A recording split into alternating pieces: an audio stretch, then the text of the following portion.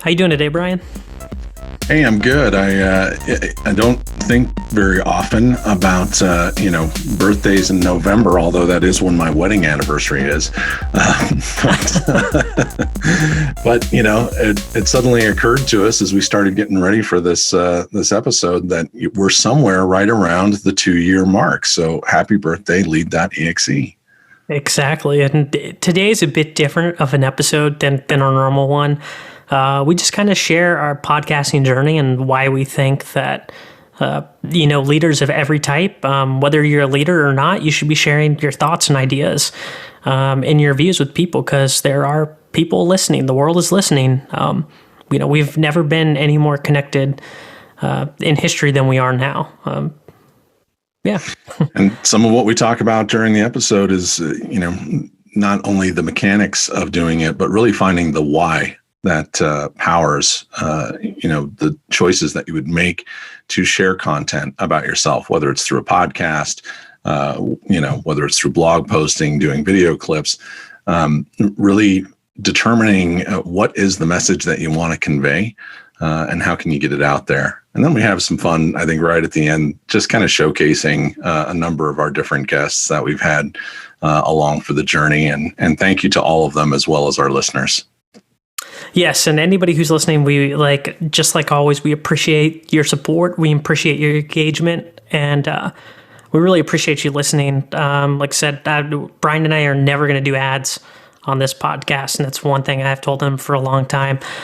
So don't expect us to have 14-minute ads before an episode or an after. Or even 4-second ads. Exactly. You can really help us out just by sharing this episode. We probably never asked that enough, but I guess with that, let's just get on with the show. All right.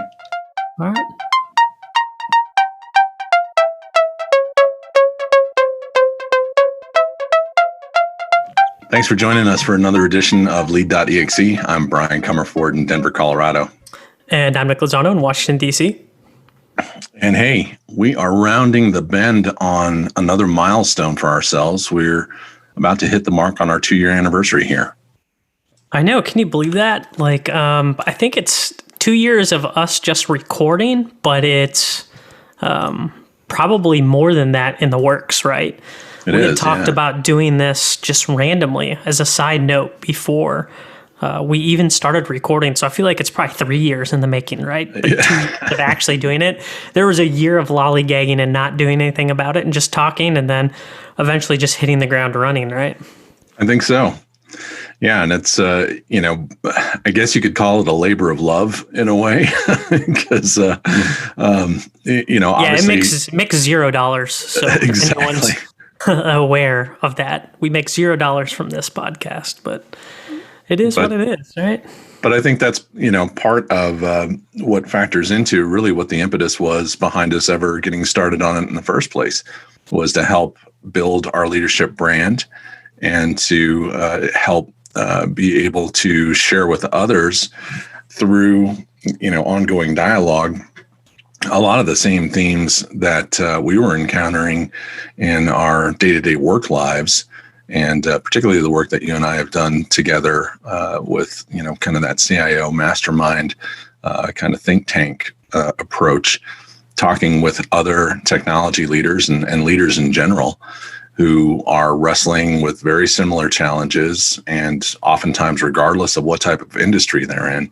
So, we're passionate about that. We're passionate about leadership. So why not take it to the next level and use it to help extend some of our own personal brand identity, right? Yeah, and I think it wasn't even so much personal brand, right? Personal brand's kind of coming now, at least for me. If anyone follows me on LinkedIn, I'm on there all the time, as Brian would say. If you ever want to know what Nick's doing, just check LinkedIn.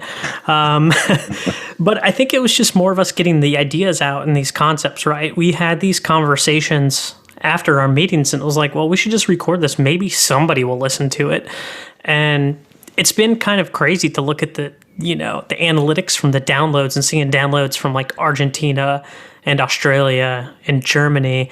It's one of those things, growth hasn't been humongous or exponential. It's kind of been, like the slow linear march up, which is fine. But it's interesting to see that there are other people out there who are interested in the things we have to say and the topic of leadership in general and the technology marketplace. Yeah, absolutely. I couldn't agree with you more. When it comes to personal brand, I think you've definitely taken it. As we were just talking about before we got started on the recording here, you're not just one step ahead of me. You're like 25 steps ahead of me. So when it comes to really leveraging something like LinkedIn, I think to solidify your own personal brand, I think you've really crushed it. And I think you're a good example for anyone to look to about what's the power of LinkedIn and how can it sort of propel you forward.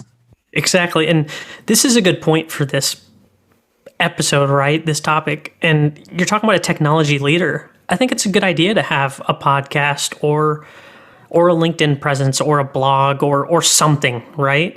Some type of public perspective where people can look you up and get an idea of who you're about, right? There's no way that you or I can fake over the hours and hours and hours of podcasting we have. What do we have? This is the 42nd episode, right? Mm-hmm. As we're recording this. So at least, each of them are at least an hour. So there's no way we can fake who we are for 41 hours, right? So it's just it's just impossible, right? That's so much time on air, so much time to talk to each other, and it helps build a connection with the community.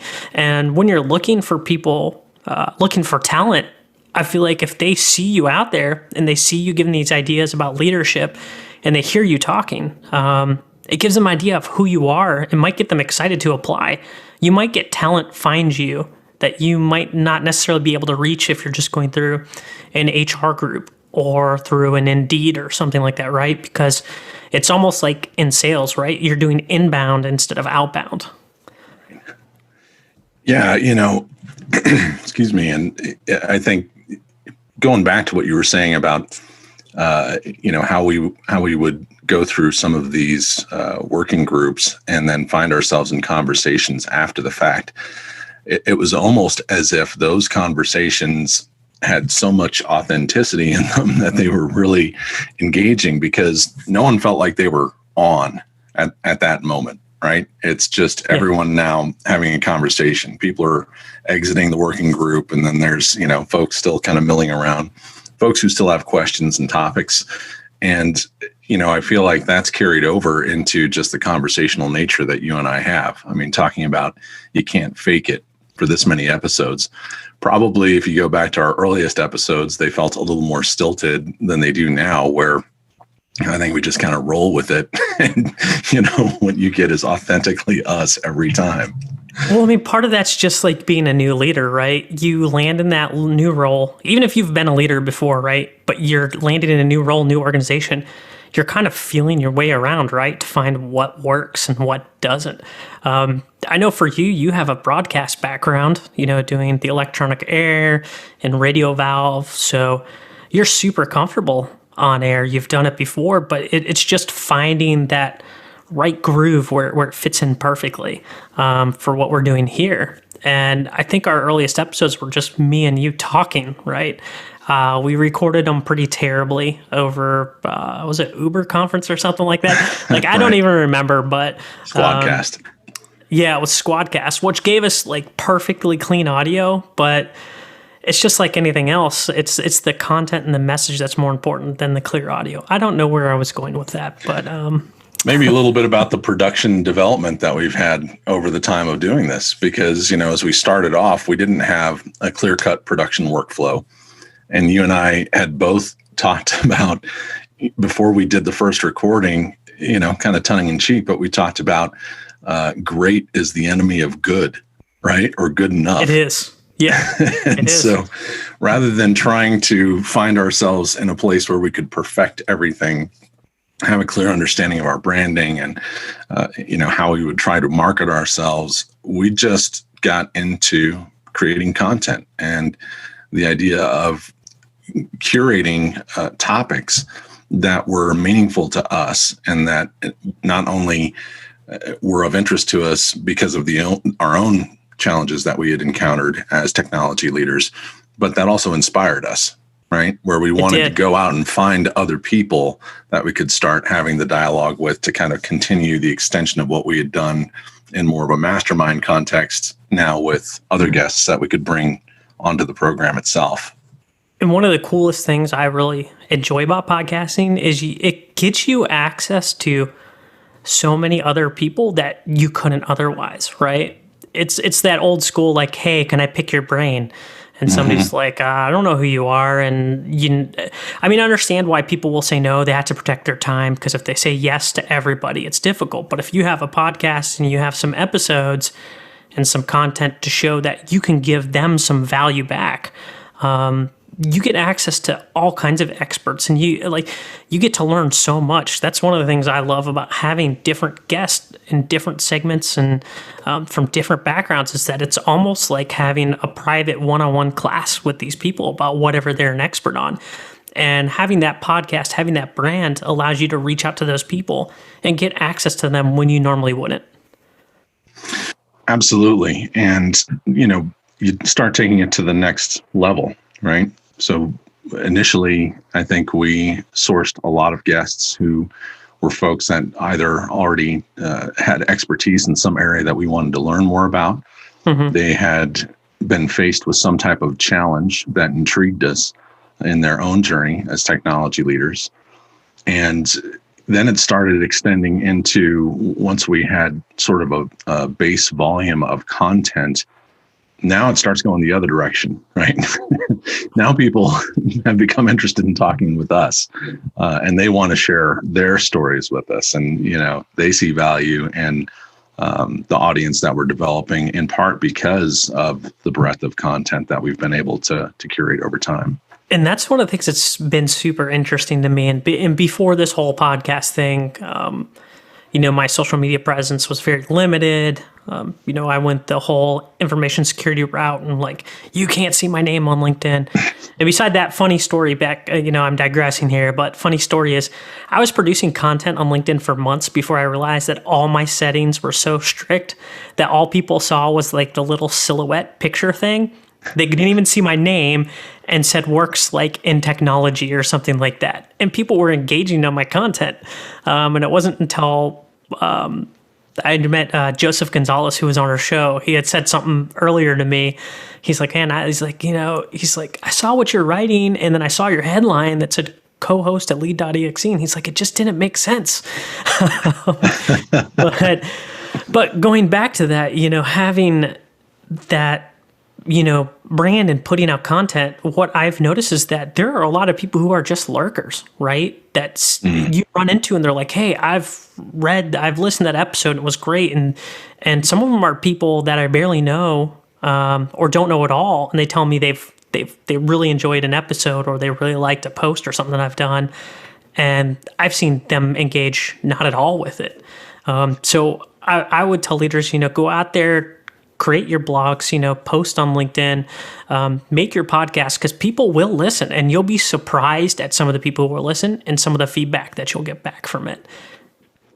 Yeah, it's absolutely true. And, to that point, Nick, I'd like to share with audience members that might not be familiar with it, that you yourself became a LinkedIn published author, putting out a guidebook to how to become a podcaster. And, I think it ties right back into the values that you and I have shared since, the inception of our friendship, which is to always engage in activities where you are outwardly giving with no expectation of getting anything back in return, right? Where can you lend a hand versus take a handout?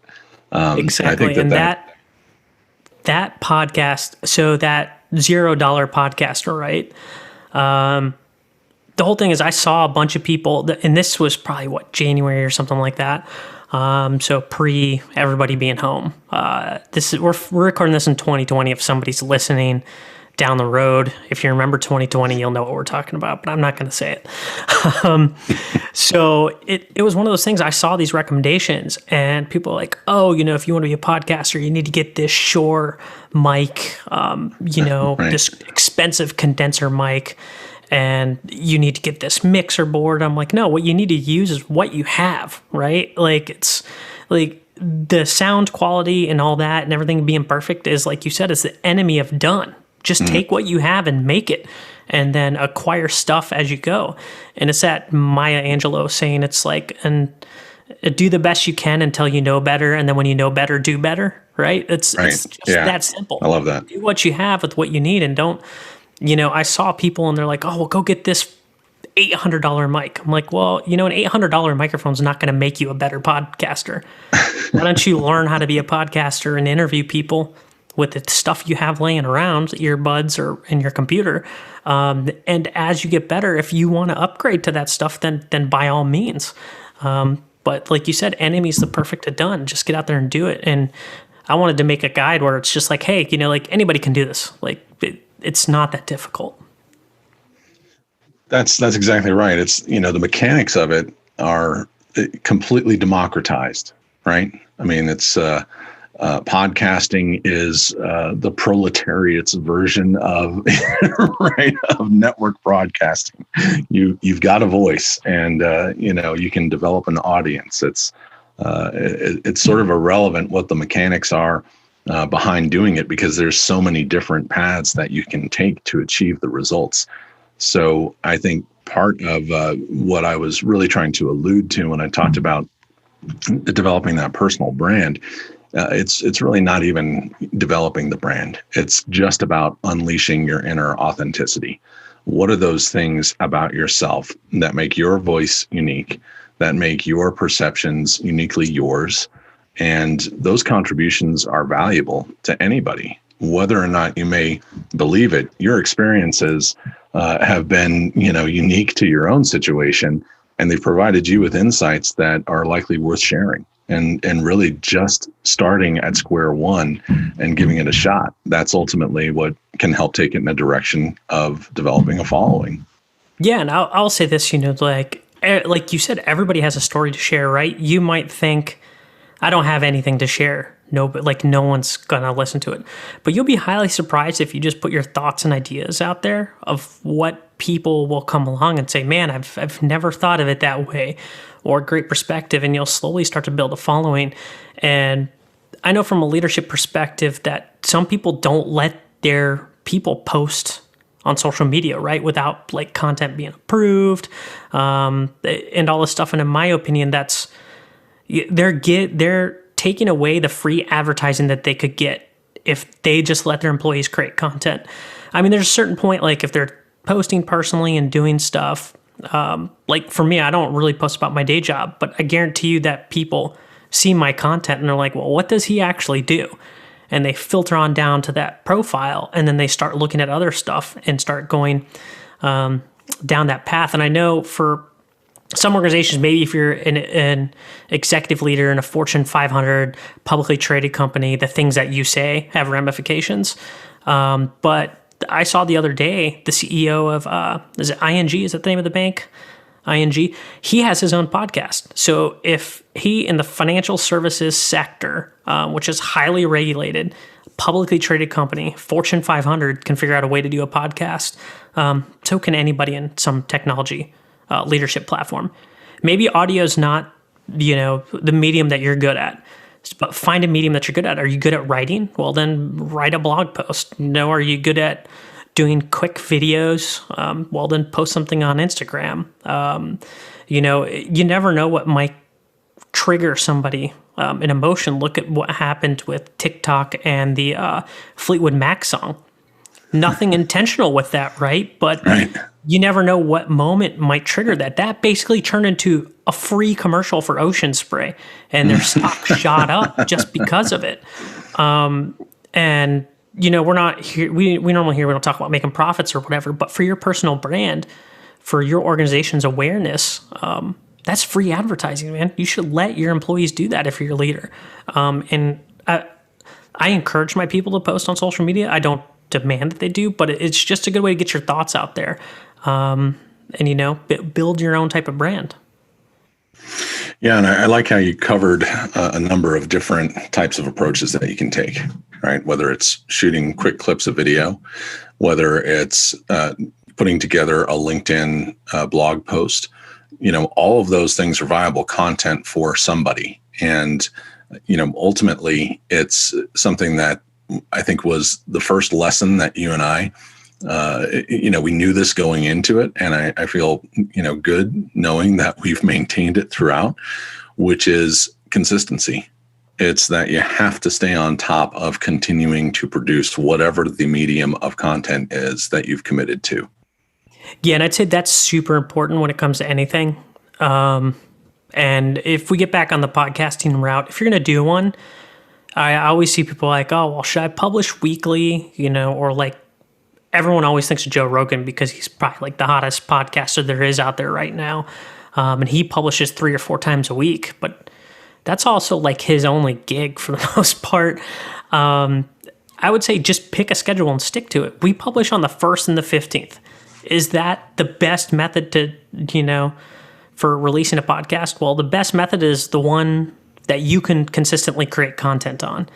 If people can expect an episode to land on the 1st and the 15th from us every month and we hit that, then it's easy to keep followers. People know when to tune in. Think of it as the old school TV programs before we had DVRs. They told you when it was going to be on. It was going to be on every week at that time, and it would have the fall and the spring, and you had your new shows, and everybody just knew it. So you knew when to show up. Right. So it's just like old school TV, whatever medium you pick, just pick a frequency that you can handle. You can always go up and you can always go down, but just pick something that you can stick with. And like I said, you know, Peter Lynch is a good example to me of a leadership thought leader who's really good at posting his thoughts, sharing them consistently. We've had him on our podcast twice. So if you ever want to look at from an executive level, is there an executive who does that? You know, because everybody's busy. But you can find 5 or 10 minutes to make something. And he has this great thing where he makes them do what? Is it a video a day for 12 days or something like that? Yeah. It's something like that. It's just to get you in the habit of putting your thoughts out there and not being afraid that most of the time, are there internet trolls out there? Yes.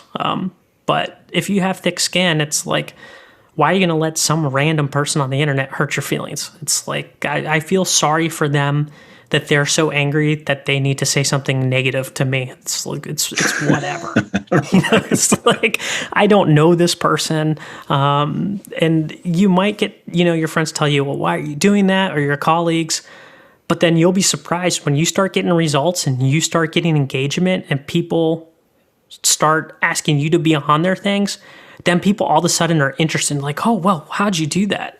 What, you know, how did that work out? That's my long-winded way of saying consistency is key, and, you know, be true to yourself and don't worry too much about what other people are going to say. Just do what you feel is right. And, you know, if you speak to who you are all the time, people will follow. They'll listen eventually. You'll get people. It'll be lonely at first, but eventually people will follow you. Well, and that I think also speaks to a couple of different things that come to mind for me. Number one, what's the purpose, right? What's your why that's powering you to want to do it in the first place?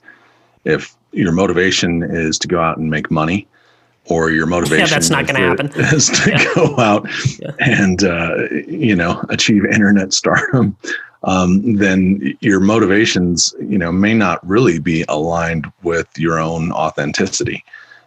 However, if you do take time to contemplate what your why is, and then that becomes your guiding principle for what you're engaging in, then it makes it easy. It's not hard to make a commitment to the type of regularity, you know, that we've enjoyed producing the program. And then the second piece is, jump in. Go ahead, Nick. No, go ahead. I was just going to say that the second piece is one of those things that, you know, we've heard from lots of different resources. 21 days, right? 3 weeks is what it takes to commit something to that visceral, habitual behavior. Mm-hmm.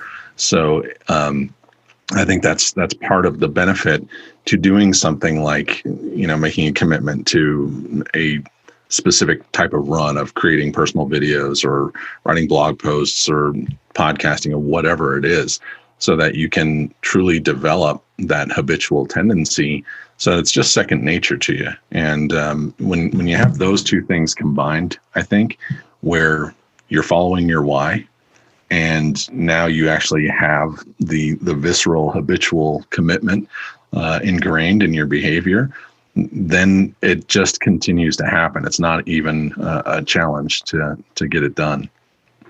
Yeah, and I would say just like anything else, your why can change over time, right? You might initially start sharing leadership, but as you're going on, and one of the things I'll say with social media, it's a give and take, right? Don't just post stuff and expect only people to engage with your stuff. You need to then go out and engage with other people to get them to engage with you, right? Because it's who wants to, go over to the friend's house who always just comes to your house, drinks all your beer, and doesn't ever buy you beer, right? It's like you're more willing to go over to the other friend's house, who's like, hey, man, I got some beer for you. I'll bring some here. It's that give and take. So the easiest way to get started is just to hop in somewhere where you're interested and start commenting on other people's stuff, especially when we talk a social media perspective and LinkedIn. It's just get out there and share your ideas and comments on posts. You could find some huge influencer who gets 30,000 views on a post, and if you leave one comment and the top comment, the best comment, you'll get seen more than if you actually make your own post. So I would say, try to figure out what your why is. Yeah. It can be 3 or 4 things. And then just throw mud at the wall, see what sticks, see what you enjoy doing to make you consistently show up. It's just like anything else. Your ideas can change, your platforms can change. What you learn one place can translate to another. That's all I have to say about that. But your message, I think, is an important one. What comes around goes around, right? That's part of what the power of LinkedIn, I think, is so good at providing to people in the professional world. It gives you the opportunity to truly engage with others. And what engagement means is, right, it's the old adage, nature gave you 2 ears and 1 mouth, right? So that you can spend more time listening than talking. Exactly. And that's part of what engagement has to be about. It can't just be about everything going outward. You have to be able to be engaging in a way that shows others that you're listening to them and understanding where they're starting from. So, on that note, Nick, I know that we've had quite a variety of guests over time. And I think it would be interesting to spend a few minutes just talking about what some of our favorite episodes have been, with particular guests, with particular topics. We've obviously had a handful of guests that have come back more than once.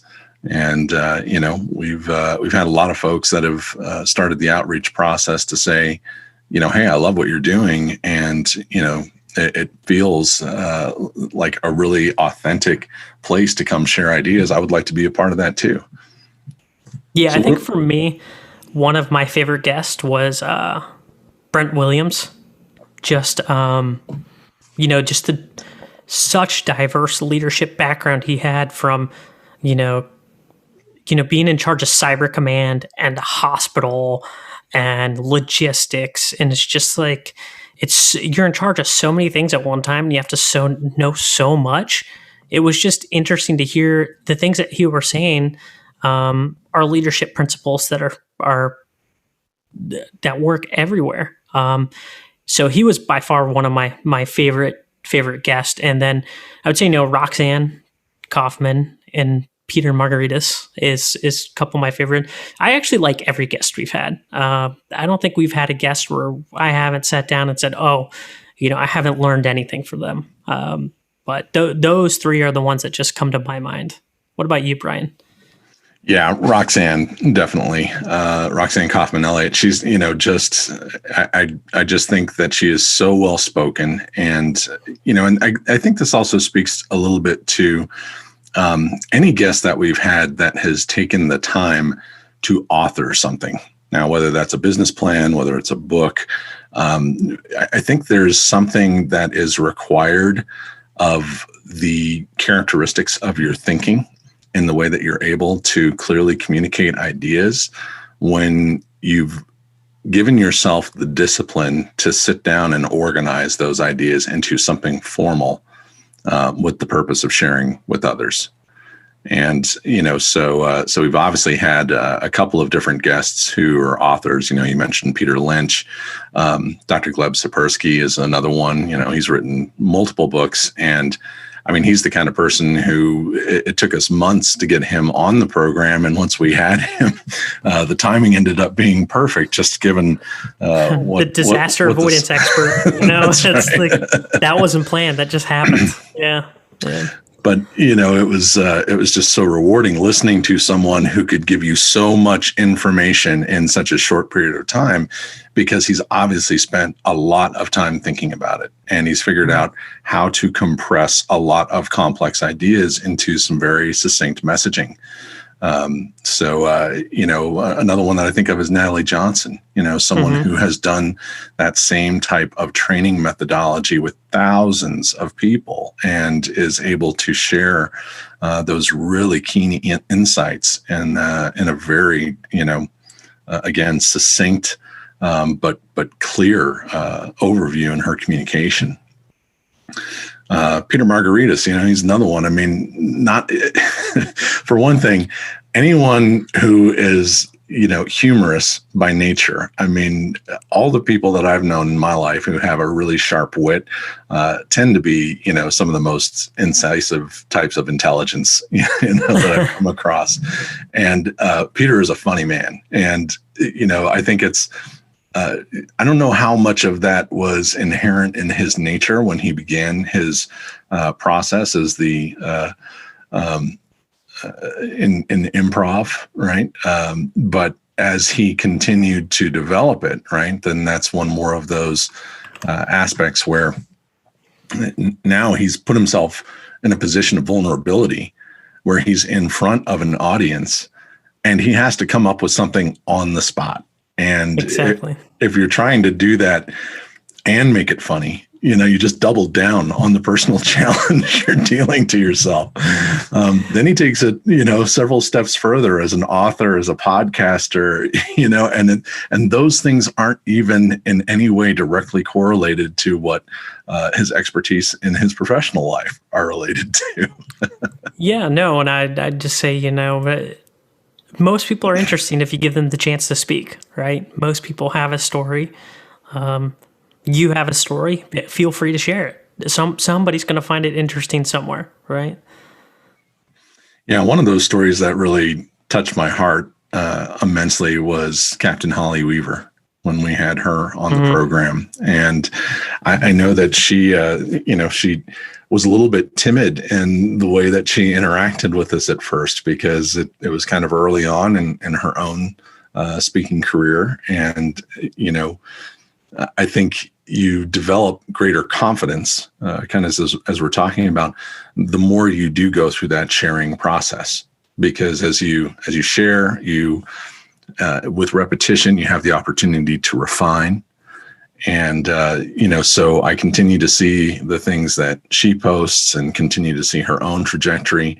It's been exciting to see her have opportunities like through the Kansas Leadership Center to be able to continue sharing that message and continue to refine it from, going from a personal experience to a story that you're telling others, to being a PowerPoint presentation, to being, something that is now a core message for a key leader like she is. Yeah. And I think, it's just great to watch people grow and grow into a leadership role and sharing their story. So I guess with that, Brian, that's probably pretty good spot to wrap, huh? I think so. Yeah. I mean, there's obviously a lot that we could share. Excuse me. You can go to our website, Lead.exe.com. You can, see all of the various content that we've produced over time, as well as, there's a lot of different places that you can download the podcast. But I don't know about you, but this 2 years has just blown by and I've had a blast. So, oh, it's been a blast. And I want to say to anybody who's listening to this episode or who has listened to any of our episodes, a big thank you. Without getting feedback from people who listen to the show or enjoy the clips I share on social media, it just wouldn't be possible to keep doing this, right? So a big thank you goes out to you guys. I know this is a bit different of an episode than we normally do, but Brian and I sat down to record today, and it was just like, we've been doing this for 2 years, and we should share our thoughts and ideas in our media journey. And we just really want to thank you guys for coming along on this ride, whether it's for all 41 of these episodes or just this is your first one. We're glad that you're here, and we appreciate your support and your engagement. Amen to all of that. And thank you for saying that. And thank you for your partnership and collaboration through it. It's been a blast, Nick. Hey, you got it. Have a good one, Brian. You too.